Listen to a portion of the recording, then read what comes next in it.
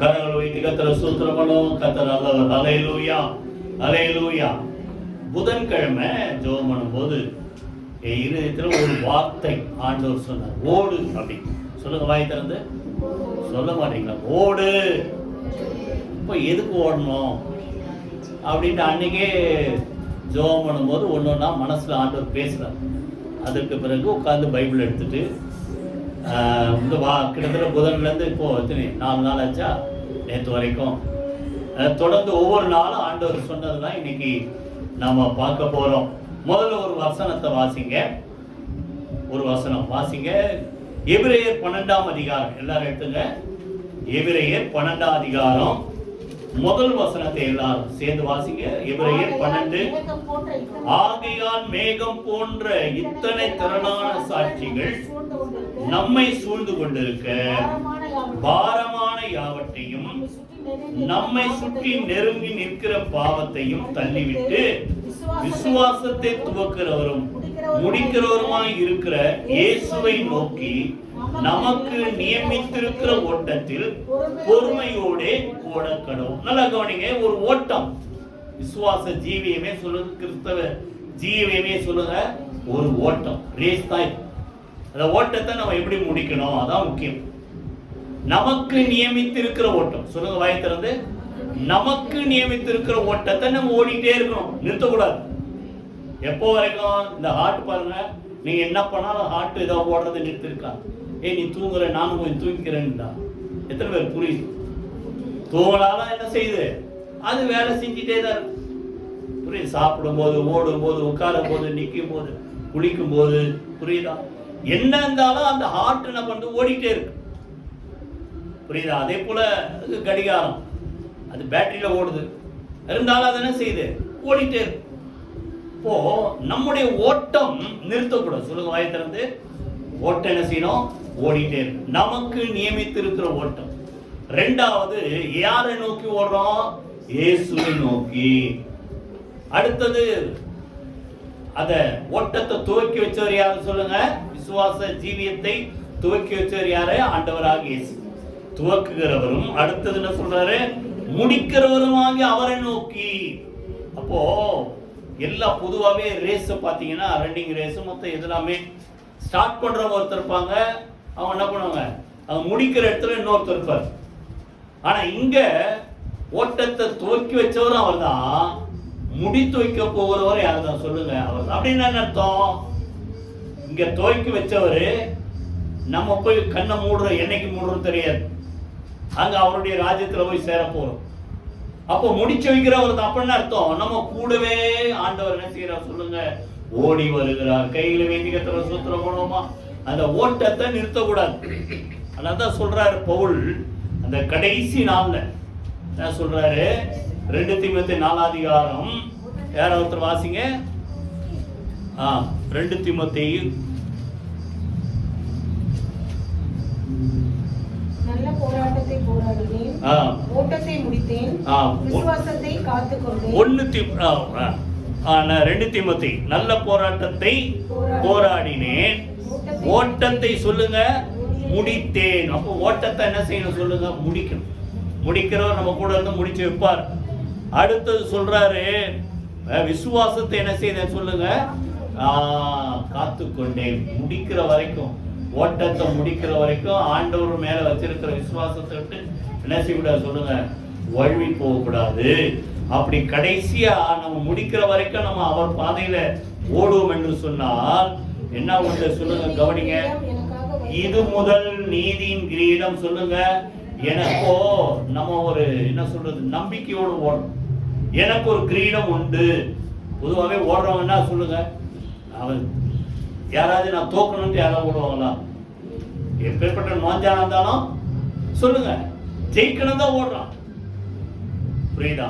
ஏன்னா ஏதோ ஒரு அவனுக்கு ஒரு எய்ம் இருக்கு, கோல் இருக்கு.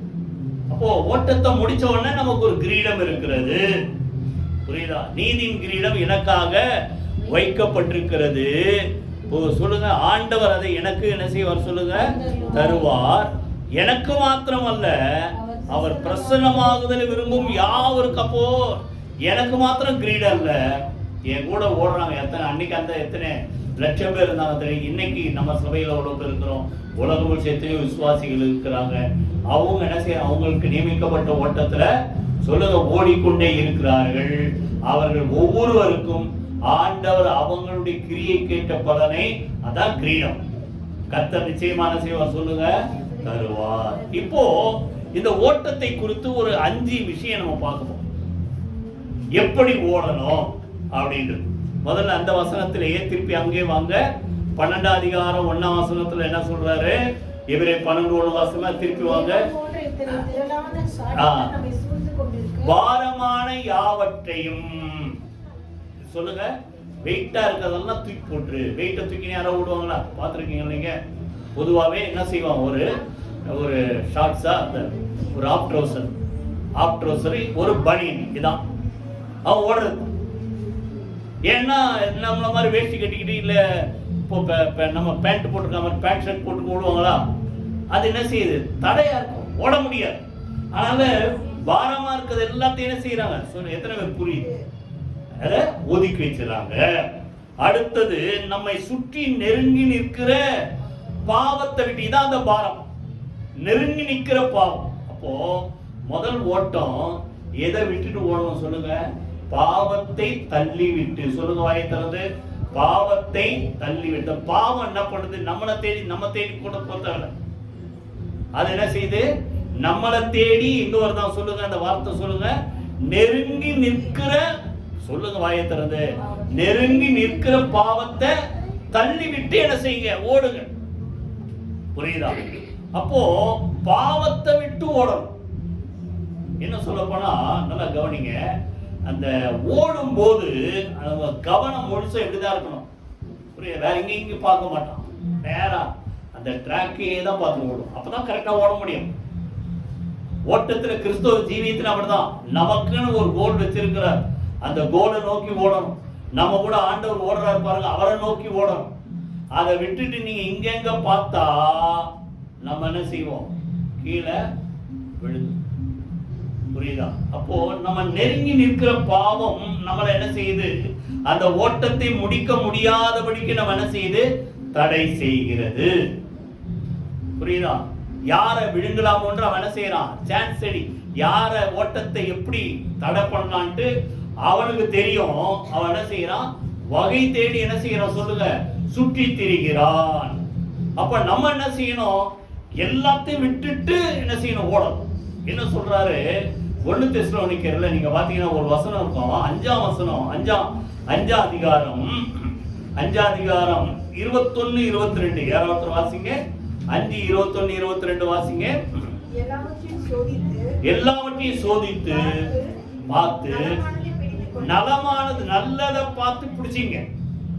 2வது பொல்லாங்காய் தோன்றுகிற, வாசிங்க, பொல்லாங்காய் தோன்றுகிற எல்லாவற்றையும் விட்டு விலகுங்க. அப்போ நீங்க ஒரு வேளை இது நல்லதா கெட்டதா டவுட் வந்தாலே விட்டுருங்கன்றாரு. எத்தனை பேர் புரியுதா? சந்தேகம் அந்த பொல்லாங்க தோன்றினாலே சரி, அதை விட்டுட்டு என்ன செய்யுங்க, ஓடுங்க, விட்டு விலகுங்கள். இந்த பாவம் நம்மளை அழிக்க நினைக்குது. புரியுதா? நீங்க பாத்தீங்கன்னா தீமோத்தேயுல 1 தீமோத்தேயு 4ஆம் அதிகாரம் 3ல இருந்து யாராவது வாசிங்க.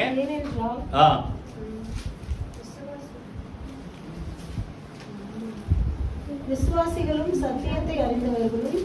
2 தீமோத்தேயு.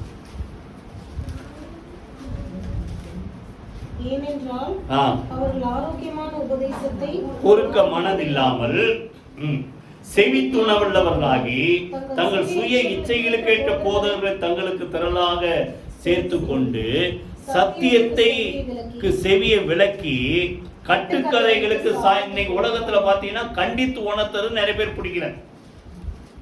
அப்படிதானே? இப்ப வீட்டுல அப்படிதானே, பிள்ளைங்க கண்டித்து வரதான் என்னது, செல்லமா இருந்தா பிடிக்குது அம்மா அப்பா, இதை செய்யாத அதை செய்யாதன்னு என்ன பண்ணுது, பிடிக்குதா? உங்களதான் பார்த்து கேட்குறேன், பிடிக்குதா? பிடிக்க மாட்டேன். அப்போ இன்னைக்கு என்ன பண்ணாலும் பரவாயில்ல, வாங்க அப்படியே வாங்க அப்படின்னு சொல்ற ஆளை தான் பிடிக்குதே தவிர, நீ ஏன் இப்படி பண்ற, ஏன் இப்படி செய்ய மாட்ற, ஏன் இப்படி செய்யற அதை சொன்ன நிறைய பேருக்கு என்ன செய்யல, பிடிக்கிறது இல்லை. ஆனால அவங்க என்ன பண்ற, அவங்க இஷ்டத்துக்கு ஏற்ற போதுங்கிறத தேடுறாங்க உலகத்தை. எத்தனை பேர் புரியுது? அப்படி தேடி என்ன செய்யறாங்க, அப்படி ஓடும்போது கடைசியில அவங்க என்ன பண்றாங்க, அந்த கண்ணியில என்ன செய்கிறார்கள், விழுகிறார்கள். பார்த்தீங்கன்னா அதுல தான் சொல்றாரு பாருங்க, 10ஆம் வசனம் வாசிங்க. 4ஆம் அதிகாரம் 10ஆம் வசனம்.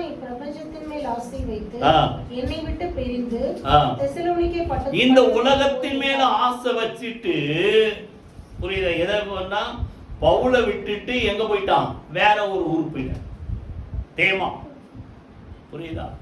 அப்போ உலக ஆசை தேவனுக்கு விரோதமான, சொல்லுங்க உலக, சொல்லுங்க ஸ்நேகம் தேவனுக்கு விரோதமான பகை. அப்ப நீங்க எதை நோக்கி ஓடுறீங்க? உலகம் இருக்கதான் செய்யும். உலகத்துல தான் நம்ம இருக்கிறோம். நீங்க அருமையான இந்த பரிசுத்தவான்கள் வாழ்க்கை பாருங்க. ஏனோக்கு, நோவா, யோபு, இவங்கெல்லாம் பார்த்தா தன் காலத்தில் இருந்தவர்களுக்குள்ளே அவங்க எப்படி இருந்தாங்க, உத்தமனா இருந்தாங்க, நீதிமானா இருந்தாங்க, தேவனுக்கு பயந்து பொல்லாப்புக்கு விலகுற மக்களா. நோவா காலத்தில் தான் அந்த உலகமே கேடா போச்சு, உலகத்தை அழிக்க போறேன்றார். ஆனா அந்த உலகத்தில் அசுத்தம் நிறைந்த அநியாயமா வாழ்கிற மக்கள் மத்தியில ஒரு நோவா அவனுடைய பிள்ளைகள் எப்படி இருந்தாங்க, அந்த காலத்தில் இருந்த மக்களுக்குள்ள அவர்கள் எப்படி இருந்தாங்க, சொல்லுங்க நீதிமா. அப்போ உலகம் நீங்க என்ன நினைக்கலாம், உலகமே கெட்டு போச்சு, நாங்க வாழ்றது ரொம்ப கஷ்டம், அப்படி சொல்லக்கூடாது. புரியுதா? உலகத்துல நம்ம இருந்தாலும் ஆண்டவர் அதான சொல்றாரு, நீங்கள் உலகத்துல இருந்தாலும் நீங்கள் உலகத்தார் அல்ல. ஒரு வசனம் இங்க வந்த உடனே ஆண்டவர் ஞாபகப்படுத்துறாரு. 69ஆம் சங்கீதம் நீங்க எடுங்க, நம்பர் நான் சொல்றேன்.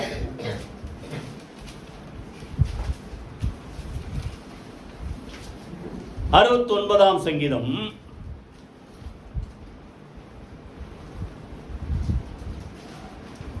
68 13ஆம் வசனம் வாசிங்க. 13ஆம் வசனம், நீங்கள் அடுப்பின் அடியில் கிடந்தவர்களாய் இருந்தாலும் வெள்ளியால் அலங்கரிக்கப்பட்ட புறா சிறகுகள் போல பசும்பொன் நிறமாகி அதன் இறகுகளின் சாயலாகவும் இருப்பீர்கள். அடுப்புலதான் வேலை செய்யும். இப்பெல்லாம் பரவாயில்ல, கேஸ் அடுப்பு, அது ஒன்றும் புகையே வராது. முந்தின காலத்துல என்ன அடுப்பு இருக்கும், விறகு அடுப்பு. நாங்கெல்லாம் சின்ன வயசுல அதான் பார்த்துருக்கோம், விறகு அடுப்பு தான். அது என்ன செய்யும், கறி பாத்திரத்துலேயும் கறி, உட்காந்து வேலை செய்யறவங்க கறி, அடுப்புல தான் வேலை செய்யறாங்க. ஆனா அவங்க மேல அந்த கறி இல்லை. எத்தனை பேர் புள்ளி? அப்போ அதை போல நீங்க உலகத்துலதான் இருக்கிறீங்க, ஆனா உலகத்தின் அசுத்தங்கள் எங்க வரக்கூடாது. எத்தனை பேர் புள்ளி? அதான் சொல்றாரு, பாவத்தை நெருங்கி நிக்கிற பாவத்தை தள்ளிவிட்டு அவரை நோக்கி என்ன செய்யுங்க, ஓடு. அப்படி இருந்தாலும் சொல்றாரு பாருங்க, வெள்ளியால் அலங்கரிக்கப்பட்ட புறா சிறகுகள் போல பசும்பொன் நிறையமாகிய அதன் இறகுகளின் சாயலாகவும் என்ன செய்யுங்க, இருப்பீர்கள். அப்போ நீங்க பாத்தீங்கன்னா இந்த புறா பாத்தீங்க, மற்ற பறவைகளுக்கும் புறாக்களுக்கும் வித்தியாசம். நிறைய பறவை பார்த்துருப்பீங்க, கோழி பார்த்துருப்பீங்க, காக்கா பார்த்துருப்பீங்க, என்னது குயில், இதெல்லாம் நிறைய இருக்கு. இந்த புறா மாத்திரம் என்ன பண்ணும், சொல்லுங்க என்ன பண்ணும், ரெக்கை என்ன பண்ணும், படபட படபடன்னு அடிச்சுக்கிட்டே இருக்கும். கரெக்ட் தானே?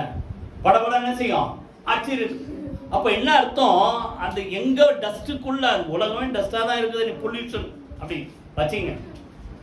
அதை போல ஒவ்வொரு மனிதனும் பாவம் நிறைந்த உலகத்தை தான் இருக்கிறாங்க. ஆனா அந்த புறா என்ன பண்ணுது, ரெக்கை அடிச்சு அடிச்சு அடிச்சு அந்த தூசி அது உடம்புல ஒட்டாதபடிக்கு என்ன செய்யுது. எத்தனை பேர் புரியுது? ஒட்டாதபடிக்கு என்ன செய்யுது, உதறி தள்ளிக்கிட்டே இருக்குது. புரியுதா? நம்ம பாட்டை தானே பாடணும், நெருங்கி வரும் பாவங்களை என்ன செய்யும், உதறி தள்ளிவிட்டு ஓடு மகனே. புரியுதா? அப்போ அத போல நம்ம நெருங்கி நின்றாலும் நீங்க என்ன செய்யுங்க, அதை தள்ளிட்டு நமக்கென்று நியமிக்கப்பட்ட ஓட்டத்துல அவரை நோக்கி என்ன செய்ய, அவர் வாழ்ந்த மாதிரி நான் வாழணும், அவர் இருக்கிற இடத்துல நான் போய் சேரணும், அதுக்கு ஆண்டவர் என்ன தகுதிப்படுத்தணும் அப்படின்ட்டு முதல்ல எதை தள்ளிட்டு ஓடுங்க, பாவத்தை தள்ளி. பாவம் நெருங்கிதான் வரும். அந்த ஆதியாகமம் 39 அதிகாரத்துல அந்த பாத்தீங்கன்னா அந்த சம்பவம் இருக்கும். பார்வை யாரு, போத்திவார் வீட்டுல யார் இருக்கிறாரு, யோசேப்பு இருக்கிறார். அந்த எஜமானி அம்மா இவன் மேல ஆசை வச்சு எல்லாம் இழுக்குது. இப்போ உலகத்துல இப்ப இருக்கிற ஆட்கள் மாற வந்தா என்ன இருப்போம்? எஜமானியை சந்தோஷப்படுத்த நமக்கு என்ன பணம் பொருள் எல்லாம் தாராளமா கிடைக்கும். ஆனா அவன் பாருங்க, நான் தேவனுக்கு பயப்படுகிறவன், தேவனுக்கு விரோதமா நான் எப்படி பாவம் செய்வேன் அப்படின்ட்டு அவளுடைய ஆசை இச்சைகளுக்கு என்ன செய்யல, இணங்கல. அப்படியும் யார் இல்லாத ஒரு சூழ்நிலை வரும்போது அவன் என்ன பண்ண சொல்லுங்க, தன்னுடைய வஸ்திரத்தை அவளிடத்தில் விட்டுட்டு என்ன செய்தான், ஓடினான். இதான் நம்மை நெருங்கி நிற்கிற பாவத்தை என்ன செய்யுங்க, உதறி தள்ளிவிட்டு நமக்கு நியமித்திருக்கிற ஓட்டத்தை. புரியுதா? நீங்க உலகத்துல வந்து பாவத்தை தேடி மற்றும் போவே தேவை, பாவம் மனுஷனை தேடி வந்துருச்சு.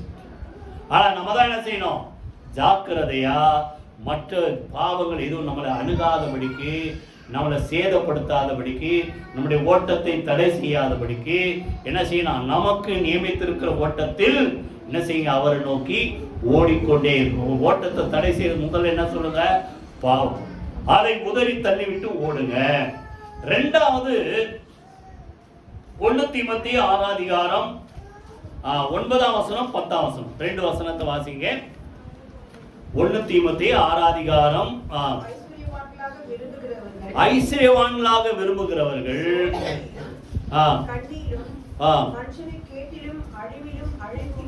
நல்லா கவனிங்க. ஐஸ்வர்யவான், நல்லா கவனிங்க.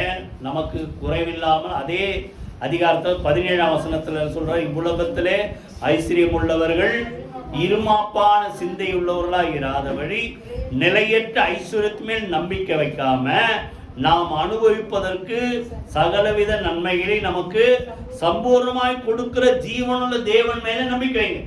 உலகத்துல யாரையும் ஆண்டவர் ஓட்டாட்டியா வாழணும்னு விரும்புறதே இல்லை. புரியுதா? என் தேவன் உங்கள் குறைகளை என்ன செய்வார், கிறிஸ்து இயேசுவுக்குள் மகிமையின்படி, மகிமைகளே இல்லைன்னா மகிமையின் ஐஸ்வர்யத்தின்படி என்ன செய்வார், நிறைவாக்குவார். யாரை வந்து வறுமையில இருக்கணும், தரித்திரத்துல இருக்கணும்னு ஆண்டவர் விரும்புறது இல்லை. எல்லாம் நல்லா இருக்கணும் தான் விரும்புறார். உன் ஆத்மா வாழ்கிற கூட நீ சொல்லுங்க, எல்லாவற்றிலும் வாழ்ந்து சுகமா இருந்தா விரும்புறார்.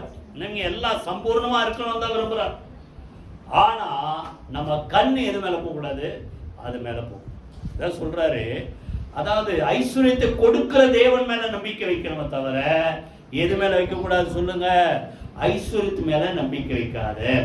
ஏன்னா இங்க என்ன சொல்றாரு, ஐஸ்வர்யவான்கள் ஆக வேண்டும் என்று விரும்புகிறவர்கள். நீங்க ஆண்டவர் மேல விருப்பம் வச்சு ஐஸ்வர்யம் உங்களை தேடி வரும். கர்த்தரின் மேய்ப்பரா இருக்கிறார், நான் சாட்சி அடை.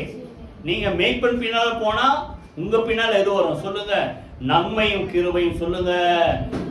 நம்மளை ஜீவனுள்ள நாளால என்ன செய்யும், தொடர்ந்து வந்துகிட்டே. அதை விட்டுட்டு நீங்க பணத்தை பின்னால போனா ஆண்டவரை விட்டு விலக. நல்லா சொல்றாரு, எதை விட்டுட்டு, பண ஆசை விட்டுட்டு ஓடுங்க. பண ஆசை 10ஆம் வசனம் சொல்றாரு, 10ஆம் வசனம் வாசிங்க. பண ஆசை எல்லா தீமைக்கும் சொல்லுங்க வேறா இருக்கு. எல்லா தீமைக்கும் வேற தான். அதானே, பணத்தை ஆசை வச்சுதான் என்ன பண்றான், அடுத்தவனை ஏதாவது பண்ணிட்டு சதி பண்ணிட்டு, இல்லை என்ன பண்றது, நான் மேல வரணும். நீ பணத்துக்காக ஒண்ணு சின்ன சின்ன ஒரு இதுக்காக கடைசி நேரத்தில் அவன் திருடணும் தான் போறான். சூழ்நிலை கடைசியில கொலையில போய் முடியும். இப்போ எல்லாத்தையுமே எது வேறு சொல்லுங்க, பண ஆசை. வாயை திறக்க மாட்டீங்களா, எங்களுக்கெல்லாம் இல்லைன்றீங்களா? பரவாயில்ல, இல்லைன்னா நல்லது. கை வைதி கத்திர சூத்திரமான பண ஆசை. இதை என்ன அர்த்தம், பொருள் ஆசை. புரியுதா? அது என்ன செய்யுது சொல்லுங்க, எல்லா தீமைக்கு வேறா இருக்கிறது. சிலர் அதை இச்சித்து, வாசிங்க, சிலர் அதை இச்சித்து எதை விட்டு விலகிட்டாங்க, விசுவாசத்தை விட்டு விலகிட்டாங்க. வழுவி அநேக வேதனைகளாலே தங்களை உருவ குத்தி கொண்டிருக்கிறார்கள். பண ஆசை அவனே கொள்ளுதான். அவர்கள் உயிரவே அது என்ன செய்யுது, கடைசியில வாங்க. பிரசங்கில ஒரு வார்த்தை புரியுது, அவனே கொள்ளும் பண ஆசை. அப்போ அநேக வேதனைகளாலே இந்த ஆசை அவனை என்ன செய்கிறது, குத்த வைக்கிறது. ஏன்னா சொல்றாரு, என்ன பக்தி வேணும் நமக்கு. 6ஆம் வசனம் வாசிங்க. போதும் போதும் என்கிற மனதுடனே கூடிய தேவபக்தி எல்லாருக்கும் இருக்கணும். என்ன மனசோட இருக்கணும், எதுல போதும்? 10 நிமிஷம் ஜெபம் பண்ணா போதும், ஒரு அதிகாரம் டெய்லி படிச்சா போதும், அப்படி போதும். பக்தியில போதும் இல்ல, புரியுதா? உலகத்தினுடைய இந்த பொருள் மேல வைக்கிற அந்த கண் இருக்கு பாருங்க, இதெல்லாம் வாழா, ஆண்டவர் எங்கூட இருக்கிறார், அது போதும். யாக்கோபு சொல்றாரு, யோசேப்பு வீடோ இருக்கிறா பாருங்க, அது போதும், நான் அவனை போய் பார்ப்பேன். அதுபோல ஆண்டவர் நம்ம கூட இருக்கிறார் பாருங்க, அது போதும். அப்படி சொல்லுங்க, போதும் என்கிற மனதுடன் கூடிய தேவ பக்தியே மிகுந்த ஆதாயம். கைகளை வீட்டு கத்துற போதுன்ற மனசு இல்லைன்னா, பிரசங்கில நிறைய வசனம், ஆசை என்பது, ஆசையானது என்னது? அலைந்து தேடுதல். இந்த பண ஆசை வந்துச்சுன்னா நல்லா கவனிங்க, ஒன்றும் இல்லாத வரைக்கும் நல்லா தான் இருப்பாங்க. கொஞ்சம் வந்தோன்னு இது பத்தாது, இன்னும் வேணும், இன்னும் வேணும், இன்னும் வேணும், இன்னும் வேணும். கடைசியில் என்ன ஆகும்? அவன் ஓடிட்டே இருக்க வேண்டியதுதான். கடைசியில் அவனுக்கு என்ன இல்லை? திருப்தி இல்லை. பணப்பிரியன் பணத்தினால் என்ன செய்வதில்லை? திருப்தி அடைவதில்லை. அடுத்தது செல்வப்பிரியன், சொல்லுங்க, செல்வ பெருக்கினால் என்ன செய்வதில்லை? திருப்தி அடைவதில்லை. அது அந்த வார்த்தை, ஆசையானது அலைந்து திரிவதை பார்க்கிறோம். புரியுதா? நமக்கு ஆண்டவர் கொடுக்கிறதே போதும் இருக்கிறவன், அதான் திருப்தி. கைகளை வைத்து கத்துற சூத்திரம் பண்ணுவோமா? ஆனால ரெண்டாவது என்ன சொல்றாரு? இந்த பண ஆசை, பொருள் ஆசை என்பதை என்ன செய்யுங்க? விட்டுட்டு ஓடுங்க. உலக சிநேகம் தேவனுக்கு விரோதமான என்ன சொல்லுங்க? பகையா இருக்குது. அதை விட்டுட்டு நீ அது பின்னால ஓடனா அது உன்னையே என்ன செய்து அழிக்கும். நீங்க பாத்தீங்கன்னா 2 ராஜாக்கள்ல எங்க இருந்து வராரு? சீரியா தேசத்துல இருந்து ஒருத்தர் வராரு. யாரு? நாகமான். யாரை தேடி வராரு? எலிசா தேடி வராரு. அவருக்கு என்னது? எல்லாருக்கும் தெரியும், குஷ்டரோகம். குஷ்டரோகம் நீங்கிறதுக்கு நிறைய பொன் பொருட்கள், அவன் கொண்டு வந்த அந்த கோல்டு, வெள்ளி, அதனுடைய மதிப்பு பார்த்தா கோடிக்கணக்கான பணம் எடுத்து விட்டு எப்படியாவது எலிசா கிட்ட வந்து நம்ம சுகமடையணும் அப்படின்ட்டு, புரியுதா? தேடி வரும்போது கடைசியில இவர் வந்து இந்த பணத்து மேலேயே பெரிய கண்ணது யாருக்கு? நாகமானுக்கு இருந்ததாலதான் அவர் என்ன பண்றாரு? நான் வாசப்பட நிற்பேன், எலிசா வந்து என்ன தேடி வர. நான் அடிக்கடி நான் சொல்லியிருக்கிறேன், எப்பேற்பட்ட நீங்க ஆளா இருந்தாலும் டாக்டர் கிட்ட என்னதான் செய்யணும்? நீங்க தான் தேடி போகணும். புரியுதா? நான் கார்லயே இருப்பேன், டாக்டர் என்ன செய்து வரட்டும், தேடி வரட்டும் சொல்லுவீங்களா? நம்ம எப்பேற்பட்ட இதுல வந்தாலும் உள்ள நம்ம போனாதான் சுகம். அத போல இவரும் போக மாட்டாரா? எலிசா வந்து அவர் வீட்டுல இருந்து வெளியே வந்து இவர்கிட்ட வந்து குஷ்டரோகத்தை தடவி சுகமாக்குவாரு அப்படின்னு நினைச்சிருந்தேன். காரணம் என்ன? இவனுக்கு அவ்வளவு பொண்ணெல்லாம் கொண்டு வந்திருக்கிற இதை பார்த்து எலிசா மயங்கிடுவாரு. ஆனா எலிசாவுக்கு தெரியும், இதுக்கெல்லாம் நான் பயங்கர ஆள் இல்லை. அதுக்கப்புறம் இப்போ சொல்றாரு, அங்கிருந்து யோர்தான்ல போய் 7 தடவை முக்குன்னு எல்லாருக்கும் தெரியும். அதே முதல்ல மாட்டேன்னாரு, போய் முக்குனாரு, சுகமாயிடுச்சு. அதுக்கு பிறகு அந்த நாகமான், அந்த நீங்க நல்லா அந்த அதிகாரத்தை அப்புறம் படிச்சு பாருங்க, அவன் நடக்கை, அவன் பேச்சு எல்லாத்திலையும் மாற்றம். அதுக்கு முன்னாடி எலிசா தீர்க்கதரிசி அவனும் எது சுகமா, அதுக்கு முன்னாடி. அதுக்கு பிறகு அடியான், அவர் யாரு? அவர் எஜமான், நான் அடியான். புரியுதா? இப்படிலாம் அவனுடைய வாழ்க்கையை மாறுச்சு. ஆனா நல்லா கவனிங்க, சுகமாய் இவர் திருப்பி சீரியா தேசத்துக்கு சுகத்தோட போறாரு. ஆனா எலிசா கூடவே இருந்த ஒரு மனுஷன், யாரு? கேயாஸ். அவனுக்கு மனசு அடிச்சுக்குது. இந்த ஆளு என்ன ஆளு? எலிசா அவர் நல்லவர் தான், பிழைக்க தெரியாத மனுஷனா இருக்காரு. ஒட்டக நிறைய பொண்ணும் வெள்ளியும் வந்திருக்குது. அவர் கொடுக்கதானே செய்யற, கொடுத்தா வாங்கிக்க வேண்டியதானே. இவர் கேட்கல, வாங்கிக்கணும்னா தட்டுதல் பண்ணிட்டார் எலிசா. அடிச்சு அவர் தான் வேணாம்னா நான் ஒருத்தன் அசிஸ்டன்ட் இருக்கிறேன், எனக்காக வாங்கி கொடுத்துருக்கலாம்ல. அப்படி மனசு. அப்போ கேயாஸ் மனசெல்லாம் இப்போ எது மேலதான் இருக்குது? ஒருவேளை அவன் வரும்போதே பார்த்துருப்பாரு, ஐயோ இவ்வளோ ஒட்டகம் வருதா, இவ்வளோ கோல்டு வருதா, இவ்வளோ வெள்ளி வருதா, நமக்கு இன்னைக்கு நல்ல வேட்டைதான் அப்படின்னு நினைச்சிருப்பாருன்னு நினைக்கிறேன். அதனால தான் போனோம். வேணான்னு உடனே பின்னால பார்த்தீங்கன்னா அவன் பிறகே ஓடினான். இருக்கா 5ஆம் அதிகாரத்தில் இருக்கும் அந்த வார்த்தை. நாகமான் கேயாஸ் யார் பிறகு ஓடுறாரு? நாகமான் பின்னால ஓடுறாரு. எது பின்னால? என்ன சொல்ல போனா பொன்னும் வெள்ளியும் பின்னால ஓடினார். கடைசியில போய் ஒரு பொய் வேற, இவர் தான் வேணான்ட்டார, அங்க போய் என்னையா ஓடி வர, இவரு அந்த மரியாதை. அதான் வாழ்க்கையில மாற்றம் பாரு. ஒரு வேலைக்காரன் அவன் என்ன செய்யல, நின்னுட்டு கேட்கல, ரதத்தை விட்டு இறங்கி வந்து கேட்கிறார் கேயாஸ் கிட்ட, என்ன விஷயம் சொல்லுங்க. இப்பதான் 2 பேர் வந்தாங்க, அவங்க கொடுக்கறதுக்கு ஒரு தாளந்து கேட்டார் எங்க எஜமான். போய் சொன்னோன்னு, ஒன்றும் இல்லைப்பா நீ 2 வாய்க்கு, அதோ நீ அவனுடைய அசிஸ்டன்ட், அவன் எவ்வளோ மதிக்கிறான் பாருங்க. நீ சுமக்கானா அந்த வெள்ளியை சுமக்கு ஒரு 2 வேலைக்காரங்களை அனுப்புறேன்ட்டு வேலைக்காரங்கிட்ட முதுகுல வச்சு சுமந்து கொண்டு போய் இவர்கிட்ட கொண்டு போய் பத்திரமா சேர்த்துடணும். எல்லாம் பத்திரமா சேர்த்துக்கணும். புரியுதா? வந்த உடனே இவர் கேட்கிறாரு, யாரு? எலிசா கேட்கிறாரு, எங்கேருந்து வர? எங்கேயுமே போலையே, உண்மையா சொல்லிடு ஐயா, உங்களுக்கு தான் வேணான்ட்டீங்க, எனக்காக உதவுமே இல்லை, நமக்காக உதவுமேன்னு நான் தான் போய் கேட்டேன். உண்மையை சொல்லியிருந்த கூட பரவாயில்ல, எங்கும் போலன்னொன்னே இவர் சொல்றாரு, பணத்தை வாங்குறதுக்கும் ஒளிவ தோப்புகளை வாங்குறதுக்கும் நிலத்தை வாங்குறதுக்கும் வேலைக்காரங்களை வாங்குறதுக்கும். அப்போ இவன் வர வழியிலே பிளான் பண்ணிட்டான். இந்த 2 தாளந்தன கிட்டத்தட்ட 80 கிலோ வெள்ளி. இன்னைக்கு இருக்கிற மதிப்பு பாருங்க. வரும்போதே கணக்கு போட்டான், இத்தனை கிலோல லேண்டு வாங்கிடலாம், இத்தனை கிலோல வீடு வாங்கிடலாம், இத்தனை கிலோல ஒளிவு தோப்பு வாங்கிடலாம், இத்தனை கிலோ இதுல ஆடை வாங்கிடலாம், வேலைக்காரன் வாங்கி எல்லாம் கணக்கு போட்டான். இவன் போட்ட கணக்கு அப்படியே எலிசா சொல்றாரு, இதை வாங்கறதுக்கு இது காலமா அப்படின்ட்டு. புரியுதா? நீ எனக்கு இருக்கிற மனசு உனக்கு இல்லையே. கேட்டா பாத்தீங்க, என் மனம் உன்னுடனே கூட செல்லவில்லையா? இவர் பொருளாசை வெறுக்கிற ஒரு மனுஷன், இவர் கூட இருக்கிற கேயாசிக்கு பொருளாசை. கடைசியில் என்னாச்சு, எங்கிருந்தோ வந்து குஷ்டரோகத்தை தொலைத்த நாகமானுடைய குஷ்டரோகம் இப்ப யாருக்கு பிடிச்சிச்சு? யாருக்கு? கேயாசு குஷ்டரோகியாய் அவனை விட்டு போனான். நல்லா கவனிங்க. தான் அந்த பண ஆசை, பொருள் ஆசை, அதனாலே அநேகர் தங்களை தாங்களே என்ன செய்கிறார்கள்? அந்த தீபத்தை திருப்புவாங்க. தங்களை தாங்களே என்ன செய்கிறார்கள்? உருவ குத்தி கொள்ளுகிறார்கள். ஆனால இவைகளை விட்டு ஓடு. அதான் 11ஆம் வசனம், நீயோ தேவனுடைய மனுஷனே, இவைகளை விட்டுனா அந்த பொருள் ஆசை, பண ஆசை, உலக ஆசை, இதெல்லாத்தையும் விட்டு என்ன செய்?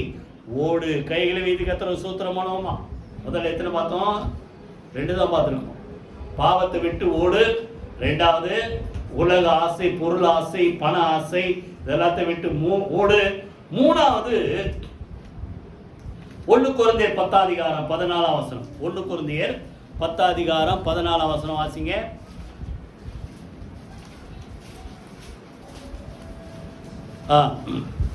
ஆகையால் எனக்கு பிரியமானவர்களே, விக்கிரக ஆராதனைக்கு விலகி ஓடுங்க. பாவத்தை உதறி தள்ளிட்டு ஓடுங்க. 2வது பண ஆசை, பொருளாசை, உலக ஆசை உதறி தள்ளிட்டு ஓடுங்க. 3வது விக்கிரக ஆராதனைக்கு என்ன செய்யுங்க? விலகி ஓடுங்க. இதுவும் நான் நெருங்கி வரும். எந்த வகையில உங்க வீட்டுக்கு வரலான்ட்டு அதுவும் தேடும். ஒரு ரொம்ப காலத்துக்கு முன்னாடி ஒரு புக் படிச்சேன், டெரிக் பிரின்ஸ் அப்படின்னு. அவர் நல்ல ஒரு அருமையான ஒரு ஊழியக்கார். அப்போ அவர் என்ன பண்றாரு, ஒரு கொஞ்சம் நாள் ஊழியம் செஞ்சு முடிச்ச உடனே அவங்க வீட்டில் தேவையில்லாத பிரச்சனை வந்துகிட்டே இருக்கு. ஒய்ஃபுக்கு உடம்பு சரியில்லை, இப்படி நிறைய ப்ராப்ளம். அப்போ இவருக்கு புரியலையா, நம்ம உண்மை மொத்தமாக ஆண்டவர் ஊழியம் செய்கிற ஆளாச்சு, நம்ம குடும்பத்தில் ஏன் இப்படி அப்படின்ட்டு அவர் உட்காந்து ஜெபம் பண்ணும்போது ஆண்டவர் அவருக்கு ஒரு காரியத்தை சுட்டி காட்டுறார். என்னன்னா, இவர் சைனாவுக்கு ஊழியம் செய்ய போகும்போது சைனால இருந்து ஒரு பொம்மையை வாங்கிட்டு வந்தார். என்ன பொம்மை? அங்க சைனால என்ன இருக்கும்? எல்லாருக்கும் சொல்லுங்க, என்ன பொம்மை இருக்கும்? டிராகன். டிராகன் தானே. சைனா நியூ இயர்க்கெல்லாம் பார்த்தா இந்த டிராகன் தான் விதவிதமா பறக்க விடுறான். அப்புறம் ஒன்று வாங்கிட்டு வந்தோன்னா அது அவங்க வீட்டில் இருக்குது. ஆண்டவர் சுட்டி காட்டுறாரு, இதுதான் காரணம். தூக்கி போட்டாரு, எல்லாம் சரியாகும். இப்போ நல்லா கவனிங்க, இவர் நல்ல ஒரு ஊழியக்காரர் தானே. இவர் என்ன நினைச்சாரு, ஏதோ டிராகன் பொம்மை இப்படிதான் வரும். எத்தனை பேர் புரியுது? உங்க வீட்டில் போய் பாருங்க, உங்களை அறியாமலே என்னன்னாலும் வந்து உட்கார்ந்து இருக்குது. எத்தனை பேர் புரியுது அவங்களுக்கு? விக்கிர ஆராதனைக்கு சொல்லுங்க, விலகி ஓடுங்க. ஏன்னா ஆண்டவர் வெறுக்கிற முதல் பாவமே அதான். என்னையன்றி சொல்லுங்க, வேறே தேவர்கள் உங்களுக்கு உண்டாயிருக்க வேண்டாம். எனக்கு ஒப்பா எதை செய்யாத, அதை நமஸ்கரிக்காத. ஏன்னா அங்கதான் சொல்றாரு, அந்த 10 கற்பனையில முக்கியமானது சொல்றாரு, நான் எரிச்சல் உள்ள தேவன். என்ன சொல்ற? வாசிங்க, யாரா எடுத்தீங்களா? யாத்ராகமம் 20 அதிகாரத்துல பாத்தீங்கன்னா 5ஆம் வசனத்துல இருக்கும். நான் வாசிங்க 20 அதிகாரம் 20:5. நீ அவைகளை நமஸ்கரிக்கவும் சேவிக்கவும் வேண்டாம், உன் தேவனா கர்த்தரா இருக்கிற நான் எரிச்சல் உள்ள தேவனாய் இருந்து என்னை பகைக்கிறவர்களை குறித்து, எதை குறித்து பின்னால சொல்றாரு, நீ எனக்கு ஒப்பா ஏதாவது உண்டாக்கும் போது அன்புள்ள தேவன் என்ன மாறுறாரு? சொல்லுங்க, சொல்ல பயமா இருக்கா? அன்புள்ள தேவன் என்ன மாறுறாரு? எரிச்சல் உள்ளது. வந்தது இல்லை ஆண்டவருக்கு. கண் கூட பார்த்தாங்க. பகல்ல மேகஸ்தம்பம், ராத்திரில அக்னி ஸ்தம்பம். கடலை பிளந்தாரு, வழி நடத்தினாரு, பேசினாரு, தண்ணி வர வச்சாரு, கண்மலை அடிச்சு, இதெல்லாம் முன்னாடி செஞ்சுட்டாரு. இதெல்லாம் கண்கூடா பார்த்தோம். மோசே ஆண்டவர் சொல்ற, நீ வாப்பா உனக்கு பிரமாணங்களை நான் கொடுக்க போறேன் அப்படின்னு மோசையை கூப்பிட்டோன்னு மோசே சொல்லிட்டு தான் போறாரு, நான் போயிட்டு வர வரைக்கும் ஒழுங்கா ஜனங்களை பார்த்துக்கப்பான்ட்டு. ஆனா கடைசியில் இந்த ஜனங்க என்ன சொல்லிட்டாங்க? 32 இதெல்லாம் நான் சொல்றேன், யாத்திரை 32 அதிகாரத்துல நம்ம வழிநடத்தி வந்த அந்த மோசைக்கு என்ன ஆச்சு தெரியல. ஆனால நமக்கு முன் செல்லும் தெய்வங்களை நாம் உண்டாக்குவோம். நல்லா கவனி, முன் சென்ற தெய்வத்தை கண்ணால பார்த்தோம். இப்ப என்ன சொல்றாங்க? நம்மள ஒரு தெய்வத்தை என்ன செஞ்சிருவோம்? உண்டாக்குவோன்னு. இது ஒரு ஆரோன் பயந்துகிட்டு அப்படி அவன் பொன் வெள்ளியெல்லாம் கொண்டு வாங்கினோன்னு அந்த கோல்டை வச்சு என்ன பண்ணிட்டாரு?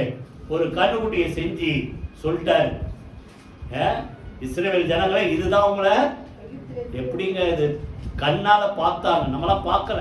பார்க்காம நம்ம விசுவாசிக்கிறோம் இவர் தான் உண்மையான ஆண்டவர். கண் கூட பார்த்த மக்கள் கண்ணுக்குட்டியை செஞ்சுட்டு இதுதான் நம்மளை எங்க இருந்து கொண்டு வந்தது? எகிப்திலிருந்து கொண்டு வந்ததுன்னு சொல்லிட்டு கடைசியில் என்னாச்சு? அங்க அவர்கள் அதை வணங்க ஆரம்பித்தார்கள். கடைசியில புசிக்கவும் குடிக்கவும் உட்கார்ந்து விளையாட எழுந்திருந்தார்கள். அதான் வேசித்தனம். விக்கிரக ஆராதனை எங்க முடியுது பாருங்க, வேசித்தனத்துல போய் முடியும். நீங்க வசனம் வாசிங்க, அப்பதான் புரியும். 20 அதுலயே 1 குழந்தை வச்சிருக்கீங்களா? நான் எடுக்கிறேன், கவனிங்க. 10 அதிகாரம் 6ஆம் வசனம் வாசி. அவர்கள் இச்சித்தது போல நாமும் பொல்லாங்கானவைகள் இச்சியாதபடிக்கு இவைகள் எல்லாம் நமக்கு திருஷ்டாந்தங்களாய் இருக்கிறது. ஜனங்கள் புசிக்கும் குடிக்கும் உட்கார்ந்து விளையாட எழுந்திருந்தான். அதை ஆண்டவர் எழுதி வச்சுக்கார். புரியுதா? அப்ப பின்னால பாத்தீங்கன்னா அவர்கள் அநேகர் பாத்தீங்கன்னா அங்க இருக்கும் பாருங்க, 8ஆம் வசனம் வாசிங்க. அவர்களில் சிலர் வேசித்தனம் பண்ணி ஒரே நாளில் 23,000 பேர் விழுந்து போனார்கள். அப்போ இவங்க நினைக்கல, விக்கிரங்க தானே, கண்ணுக்குட்டி தானே நினைச்சா. கடைசி இது எங்க கொண்டு போய் சேர்த்தது? வேசித்தனம். ஆக்சுவலா விக்கிரக ஆராதனையே ஒரு வேசித்தனம். எப்படி? இவர் தான் ஆண்டவர், இவர் தான் நம்முடைய தெய்வம்னு நினைக்கிறோம். ஆனா அவரை விட்டுட்டு இன்னொன்னு போனா எத்தனை பேர் புரியுது? இன்னொன்னு போனா இவர் இல்ல இவர் தான், இதுதான் எனக்குன்னா என்ன அர்த்தம்? இப்போ ஒருத்தர் கல்யாணம் பண்ணி வச்சிருக்க, இவர் தான் இந்த அம்மா தான் உனக்கு போன மனைவி, இவர் தான் உனக்கு கணவர்ன்ட்டு விட்டுட்டு இன்னொருத்தர் போனா அதான வேசித்தனம். அப்போ நம்மளை சிருஷ்டித்த தேவன், நமக்காக ரத்தம் சிந்தி நம்மளை மீட்டெடுத்த தேவன், இவரை விட்டுட்டு நீ இன்னொன்னு தேடி போனா அதுதான் கடைசியில் எத்தனை முடியுது? வேசித்தனம். ரொம்ப கடுமையான ஒரு வார்த்தை. நான் சொல்ல 1 குழந்தை, நீங்க அப்புறம் வீட்டில் போய் ஃபுல்லா படிச்சுப்பாரு. ஆனால் சொல்றாரு, இதுக்கு என்ன செய்யுங்க? விக்கிரக ஆராதனைக்கு சொல்லுங்க, விலகி ஓடுங்க. எத்தனை பேர் விழுந்தாங்களாம்? ஒரு ஆள் இல்ல, 23,000 பேர் விழுந்தார். சரி, 3வது சொல்லுங்க, விக்கிரக ஆராதனைக்கு சொல்லுங்க, விலகி ஓடுங்க. 4வது ஓடணும். எதுக்கு? மத்தேயு 28 அதிகாரம் எடுத்துங்க. மத்தேயு 28 அதிகாரம் 5ஆம் வசனத்திலிருந்து யாராவது வாசிங்க. தூதன் ஸ்திரீகளை நோக்கி, நீங்கள் பயப்படாதீர்கள், சிலுவையில் அறையப்பட்ட இயேசுவை தேடுகிறீர்கள் என்று அறிவேன். அவர் இங்கே இல்லை, தாம் சொன்னபடியே உயிர்த்தெழுந்தார். கர்த்தரை வைத்த இடத்தை வந்து பாருங்கன்னு இவங்கள உள்ள போய் பார்க்கறாங்க, இடம் காலியா இருக்குது. ஆண்டவர் என்ன செய்திருக்கிறார்? ஏற்கனவே என்ன செய்தார்? உயிரோட எழுந்து முன்பாக புறப்பட்டு போயிட்டார். இப்போ அவங்க என்ன பண்றாங்க? அவர் உயிர்த்தெழுந்தார் என்பதை அவர்கள் அறிந்த பிறகு இப்போ சொல்ற 8ஆம் வசனத்தை வாசிங்க. அவர்கள் பயத்தோடும் மகா சந்தோஷத்தோடும் கல்லறை விட்டு சீக்கிரமாய் புறப்பட்டு அவருடைய சீஷர்களுக்கு அறிவிக்க ஓடினார்கள். எதை அறிவிக்க? இயேசு, சொல்லுங்க கவனிங்க, இயேசு உயிர்த்தெழுந்தார் என்ற நற்செய்தி அறிவிக்க அவர்கள் என்ன செய்தார்? சொல்லுங்க, யார் அது? இல்ல ஆண்களா பெண்களா?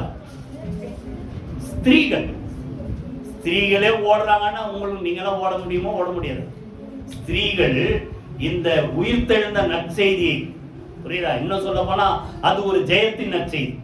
மரணத்தை ஜெயித்தார், சாத்தானை ஜெயித்தார், பிரமாணத்தை ஜெயித்தார், புரியுதா? சாபத்தை ஜெயித்தார், புரியுதா? இது எல்லாவற்றையும் அவர் மரணத்தை ஜெயித்தவராய் அவர் உயிர்த்தெழுந்து நமக்கு முன்பாக அவர் புறப்பட்டு போயிருக்கிறார் என்ற அந்த நற்செய்தியை அறிவிப்பதற்கு அவர்கள் என்ன செய்தார்கள்? சொல்லுங்க, ஓடினார்கள். இப்ப நல்லா கவனிங்க, எத்தனை பேர் ஓடுறீங்க? முடிஞ்சிடும், சர்ச்சு முடிஞ்ச உடனே எங்க ஓடுவீங்க?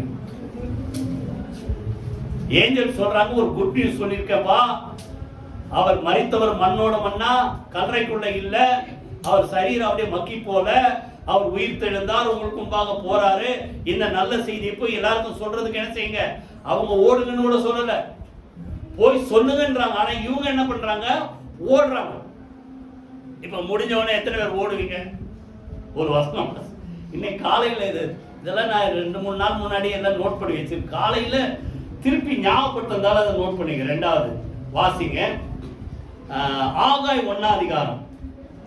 ஆகாய் 1ஆம் அதிகாரம் 9ஆம் வசனம். யாராவது ஒருத்தர் வாசிங்க. ஆகாய் 1ஆம் அதிகாரம் 9ஆம் வசனம். ஆகாய் 1 அதிகமாய் வரும் என்று நீங்கள் எதிர்பார்த்திருந்தும் கொஞ்சம் கிடைத்தது, நீங்கள் அறுத்து வீட்டுக்கு கொண்டு வந்தும் நான் அதை ஊதி. பின்னால கவனிங்க, எவ்வளவு சம்பாதிக்கிறீங்க? எத்தனை பேர் குறையுது? நிறைய சம்பாதிக்கிற மாதிரி தான் இருக்குது, ஆனா ஒன்னும் கையில நிக்க மாட்டேங்குது. மேல சொல்றாரு இதெல்லாம். இன்னும் சொல்ல போனா 6ஆம் வசனத்துல இருக்குது, திரளாய் விதைத்தும் கொஞ்சமாய் அறுத்து கொண்டு வருகிறீர்கள், திருப்தி ஆகல. அடுத்தது கூலியை 6ஆம் வசனத்து பின்பகுதி, கூலியை சம்பாதிக்கிறவன் பொத்தலான பையில போடுறவனா அதை சம்பாதிக்கிறான். இது நிறைய பேர் சொல்லுவாங்க, ஓட்ட பையில போட்டா மறுக்குதுங்க. 10,000 சம்பளம் ஆனாலும் சரி, இல்ல 50,000 சம்பளம் ஆனாலும் சரி, எங்க போகுது? ஓட்ட பையில போட்டா மாதிரி இருக்குது, ஒன்னும் நிக்க மாட்டேங்குது. அப்படித்தானே? ஊதி போடுகிறேன். ஏன் ஊதி போடுறாரு? பிரயாசத்தை ஆசீர்வதிக்கிறோம் தானே. டெய்லி ஜெபம் பண்றோம்ல, சம்பளம் வாங்கணும்னு எத்தனை பேர் ஜெபம் பண்றீங்க? ஆண்டவரே இந்த பணத்தை வாங்க, சம்பளத்தை வாங்க உதவி செய்தீங்க. அது எத்தனை பேர் ஜெபம் பண்றீங்க? எத்தனை பேர் ஆண்டவர் பங்கு கொடுக்கணும்ட்டு அதுல உண்மையா இருக்கிறோம்? சரி, அதெல்லாம் விட்டுருங்க. பாஸ்டர் இதுக்கு வந்துட்டாரு நினைக்காதீங்க, புரியுதா? கொடுத்தா உங்களுக்கு ஆசீர்வாதம், அவ்வளவுதான். இப்ப நான் இதுக்கு வரல. என்ன சொல்றாரு? ஊதி போடுறேன், நீங்க திருப்தி ஆகல, ஓட்ட பையில போடுற மாதிரி இருக்குது. அடுத்தது நிறைய வருது, ஆனா கொஞ்சமா வீட்டுக்கு கிடைக்குது. இதெல்லாம் ஏன்னா இப்ப அந்த ரீசன் வாசிங்க. 9ஆம் அதிகாரம் 9ஆம் வசனம் 1:9. என் வீடு பாழாய் கிடக்கும் போது நீங்கள் எல்லாரும் அவனவன் தன் வீட்டிற்கு எல்லாம் படிச்சீங்களா? அத அவன் தன் நாங்க வீட்டுக்கு போவோம், இங்கே உட்காந்துருக்கோம் கேட்பீங்கல்ல, நீங்க போங்க. அப்போ மனசுல என்ன இருக்குது? எப்படா முடியும்? ஓடலாம் வீட்டுக்கு இல்ல. அப்போ ஆண்டவர் என்ன சொல்றாரு? என் வீட்டை பத்தி, அதாவது ஆலயத்தை பத்தி, ஊழியத்தை பத்தி, சபையை குறித்து யாராவது யோசிச்சீங்களான்னு கேட்கிறாரு. எத்தனை பேர் புரியுது இந்த பாயிண்ட்? புரிஞ்சுதா? சொல்லுங்க. நானும் கிட்டத்தட்ட இப்போ ஒரு 4-5 வாரமா இதான் சொல்லிட்டே வரேன். ஏதாவது ஆண்டவர் பிரயோஜனமா செய்யுங்கன்ட்டு. செய்யறீங்களா? இல்ல எப்படா முடியும்? ஜிப்பம் போடலாம், வீட்டுக்கு ஓடலாம், சாப்பிடலாம், எல்லாம் சாப்பிடதான் போறோம். புரியுதா? அப்போ இத கொஞ்சம் மனசுல வைங்கன்றார் ஆண்டவர். எத்தனை பேரு யாரா கூட்டு அழைத்து வரலாம்ல, முடியுமா முடியாது?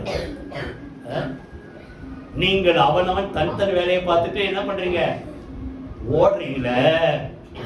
அதனாலதான் நிறைய சம்பாதிச்ச கையில ஒண்ணும் நிக்க. இப்போ நீங்க யோசிச்சு பாருங்க, இப்போ நான் ஆண்டவருக்கு ஏதாவது பிரயோஜனமா இருந்திருக்கிறேனா, அதை கொஞ்சம் உங்க வாழ்க்கையில ட்ரை பண்ணி பாருங்க.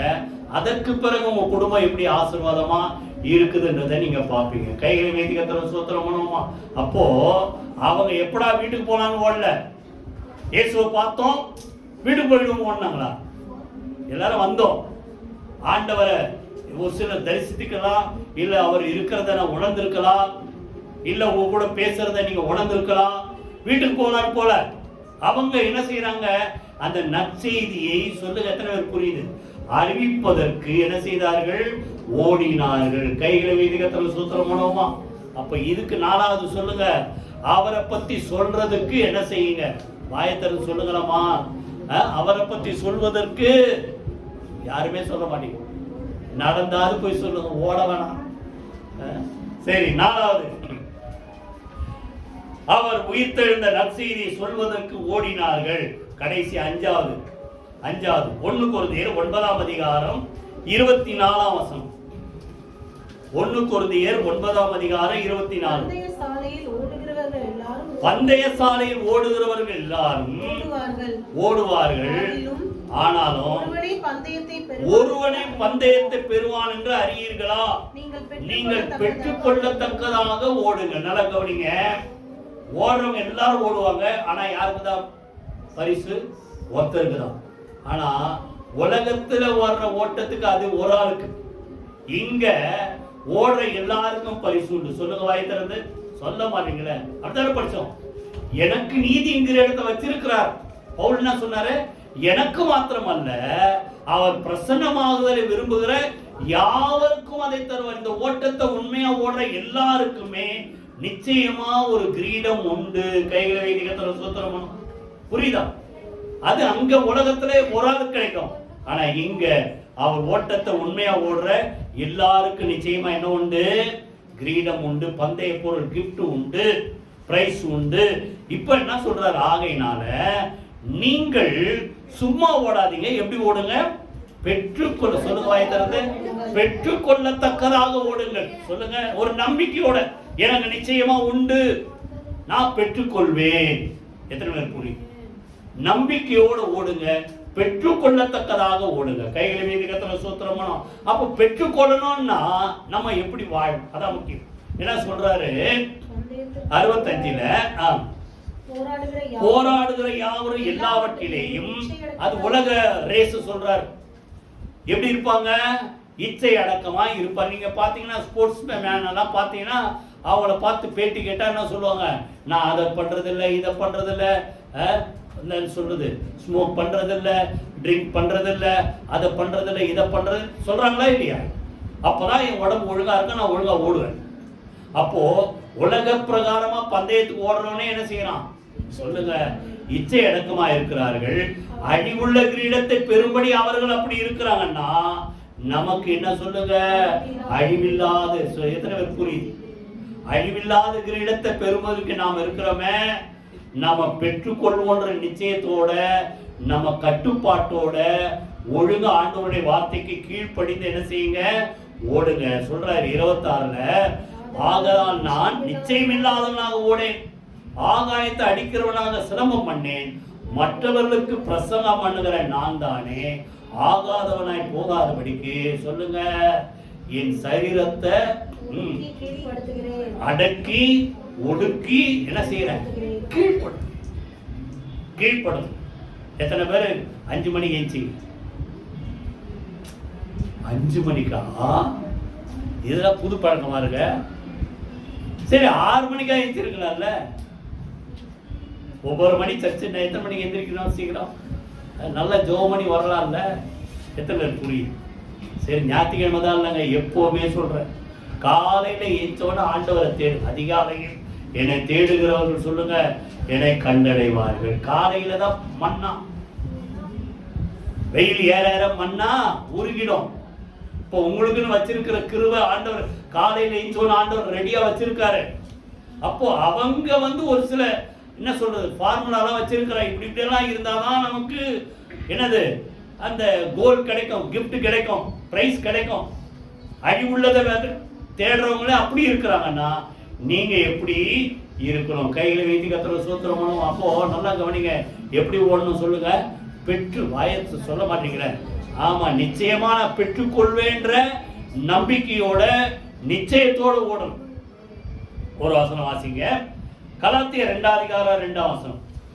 கலாத்தியர் 2 அதிகாரம் 2 வசனம் வாசிங்க.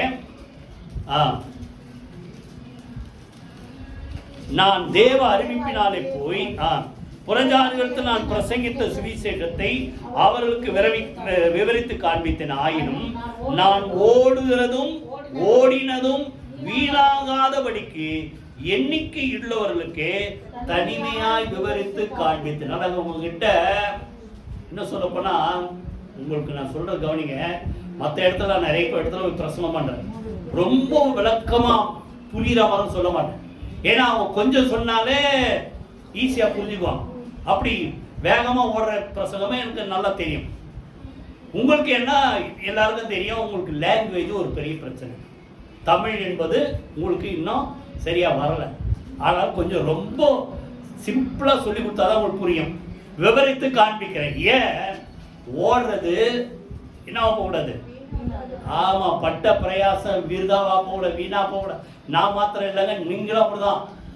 ஆண்டவருக்கா ஓடுறது என்ன செய்யக்கூடாது சொல்லுங்க, வீணா போகக்கூடாதுன்ட்டு நிச்சயத்தோடு நம்பிக்கையோடு சொல்லுங்க, பெற்றுக்கொள்வோம் என்று ஓடுங்கள். அதே கலாத்தியர்ல திருப்பி ஒரு வசனம் வாசிங்க, 4 அதிகாரம் எடுங்க. எப்போ வீணா போகுது? 9 வசனம். இப்பொழுதோ நீங்கள் தேவனை, எல்லாருக்கும் தேவனை அறிந்திருக்கிறோம். எத்தனை பேர் புரியுது? ஆண்டவர் யாரு, எனக்காக தான் ரத்தம் சிந்தினார், என்னை மீட்டெடுத்தார், எல்லாம் தெரியும். அறிந்திருக்க அல்லது தேவனாலே அறியப்பட்டிருக்க பலனற்றதும் வெறுமையானதுமான அந்த வழிபாடுகளுக்கு, இது என்ன வழிபாடு? முன்னால நாங்க இருக்கும்போது அப்படி பண்ணுவோம், நீதான் இப்ப ஆண்டவருக்குள்ள வந்துட்டல, இன்னும் ஏன் அதை தேடுற? எத்தனை பேர் புரியுது? பழைய வழிபாடுகள், பழைய வழிபாடுகள்னா அர்த்தம் அதை நீ தேடுற, அதுபடி நடக்கணும். வழிபாடுகளுக்கு நீங்கள் மறுபடியும் திரும்பி மறுபடியும் அவைகளுக்கு அந்த பழைய வாழ்க்கை பழக்க வழக்கங்களுக்கு அடிமைப்படும்படி விரும்புகிறது என்ன? நாட்களையும் மாதங்களையும் காலங்களையும் வருஷங்களையும் பார்க்க. இதெல்லாம் கவனிங்க, இது 2 அர்த்தம். ஆண்டவர் வருக ரொம்ப சீக்கிரமா இருக்கு, அதுவும் தெரியுது. 2வது, இன்னும் எத்தனை பேர் நாள் பார்க்கிறேன்? நான் அப்படிலாம் பார்க்கறது. ஒரு காலத்துல ஆண்டவர் அறிவுக்கு முன்பாக எல்லாம் பார்த்தால்தான். ஆனா அவருக்குள்ள வந்து எல்லாமே நல்ல நாள் தான். ஆண்டவர் படைத்த சொல்லுங்க, இது வெற்றியின் நாள். புரியுதா? அப்ப இன்னும் அதெல்லாம் பாக்குறீங்களா? சொல்றாரு 11ஆம் வசனம் வாசிங்க. நான் உங்களுக்காக பிரயாசப்பட்டது வீணா போச்சோன்னு. இவ்வளவு சொல்லி சொல்லி காது கிழிய கத்தி கத்தி இதெல்லாம் வேஸ்டான்ற பயம் எனக்கு வருமா? பவுலுக்கு வந்த மாதிரி இவ்வளவு சொல்லி இந்த ஆளுங்க இன்னும் அந்த பழைய பழக்க வழக்கம், பழைய இதெல்லாம் இன்னும் விட்டு என்ன செய்யல? வந்துட்டீங்களா, வரலையா? புரியுதா? இப்ப நல்லா கவனிங்க, வீணா போகாதபடிக்கு பெற்றுக்கொள்வோம் என்ற நம்பிக்கையோடு வரும். யோபு சொல்றாரு, எனக்கு குறித்திருக்கிறதை சொல்லுங்க. பாடுகள் மத்தியில ஒரு மத்த சொல்றாரு, எனக்கு குறித்து அவர் நிறைவேற்றுவார். எது வந்தாலும் ஆண்டவர்கிட்ட போக மாட்டேன், உறுதியா நிப்பேன்னு சொல்லுங்க. 2வது, பெற்றுக்கொள்வோம் என்ற நம்பிக்கையோடு ஓடணும். அதை இழந்து போறது யார் கையில் இருக்க? நம்ம கையில் தான். புரியுதா? அவர் கொடுக்க ரெடி, பெற்றுக்கொள்ள நீங்க ரெடியா இருக்கணும். நீங்க அதை அசட்டை பண்ண. ஒரே ஒரு வசனம் வாசி முடிச்சிடும். வெளிப்படுத்தின விசேஷம் 3ஆம் அதிகாரம் 11ஆம் வசனம். யாராவது ஒருத்தர் வாசிங்க. வெளிப்படுத்தின விசேஷம் 3ஆம் அதிகாரம் 11ஆம் வசனம்.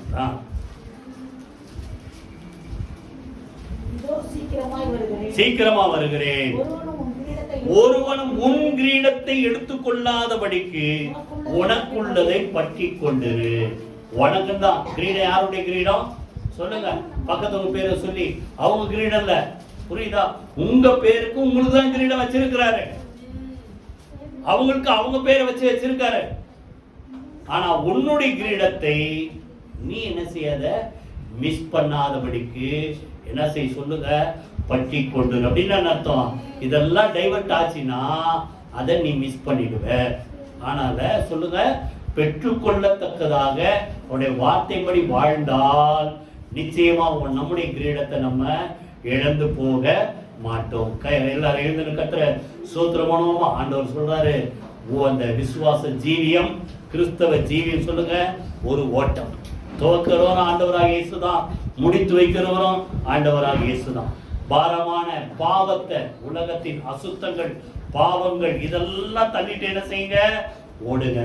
ரெண்டாவது பண ஆசை, உலக ஆசை, பொருள் ஆசை இதெல்லாம் தள்ளிட்டு ஓடுங்க. மூணாவது விக்கிரக ஆராதனைக்கு என்ன செய்யுங்க, விலகி ஓடுங்க. நாலாவது ஆண்டவர் மரணத்தை ஜெயித்தார் என்ற இந்த நற்செய்தி, அவர் சிலுவையில எல்லாவற்றையும் செய்து முடித்தார் என்ற நற்செய்தியை அறிவிப்பதற்கு ஓடினார்கள். கடைசியா பெற்றுக்கொள்ளத்தக்கதாக நம்பிக்கையோடு ஓடுங்க. அதை ஒருவரும் உங்ககிட்ட பறித்து கொள்ளாதபடிக்கு உங்களுக்குள்ளதை என்ன செய்யுங்க, பற்றி கொள்ளுங்கள். கரங்களை வைத்து கர்த்தரை ஸ்தோத்திரமனும். நன்றி தகப்பனே, இந்த ஓட்டத்தை குறித்து கர்த்தர் எங்களோடு கூட பேசினேன், அதற்காக நன்றி செலுத்துறோம். எங்களை நெருங்கி நிற்கிற ஆண்டவரே, எங்களை அழிக்க நினைக்கிற பாவத்தை உதறி தள்ளிவிட்டு ஆண்டவரே, நாங்கள் எங்களுக்கு நியமிக்கப்பட்ட ஓட்டத்தில் உம்மை நோக்கி நீர் வாழ்ந்த வழியிலே, நீர் நடந்த வழியிலே நாங்கள் ஓட கர்த்தர் எங்களுக்கு அனுக்கிரக செய்வீராக. உலக ஆசை, பொருள் ஆசை, ஆண்டவரே பண ஆசை விட்டு விலகி ஓட அனுக்கிரக செய்வீராக. விக்கிரக ஆராதனைக்கு விலகி ஓட கர்த்தர் அனுக்கிரக செய்வீராக. நீர் எல்லாவற்றையும் சிலுவையிலே செய்து முடித்தீர், ஜெயித்தீர் என்ற ஜெயத்தின் நற்செய்தியை அறிவிக்க நாங்கள் ஓட எங்களுக்கு அனுக்கிரக செய்க. எங்களுக்குள்ளதை நாங்கள் இழந்து போகாதபடிக்கு அதை பெற்றுக்கொள்வோன்ற நம்பிக்கையோடு ஓட கர்த்தர் எங்களுக்கு அனுக்கிரக செய்வீராக. இந்த ஓட்டத்தை பவுல் முடித்து நம்பிக்கையோடு அறிக்கை செய்தது போல நல்ல போராட்டத்தை போராடினேன், ஓட்டத்தை முடித்தேன், விசுவாசத்தை காத்துக்கொண்டேன். இது முதல் கிரீடம் எனக்காக வைக்கப்பட்டிருக்கிற நம்பிக்கையோடு அவன் கடைசி நாட்களில் அறிக்கை செய்தது போல நம்பிக்கையுடைய மக்களுக்கு கர்த்தர் தருவதற்காக நன்றி செலுத்து.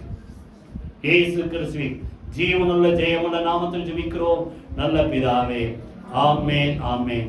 நம்முடைய கர்த்தராகிய இயேசு கிறிஸ்துவின் கிருபையும் பிதாவாகிய தேவனுடைய அன்பும் பரிசுத்தாவியினுடைய அந்யோன்ய ஐக்கியம் நம்ம அனைவரோடு சகல பரிசுத்த அனைவரோடும் ஆண்டவராகிய இயேசு கிறிஸ்து வருகை இருப்பதாக. ஆமென்.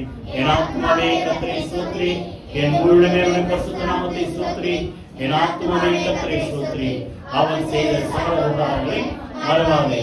ஆமென் ஆமென். God bless you.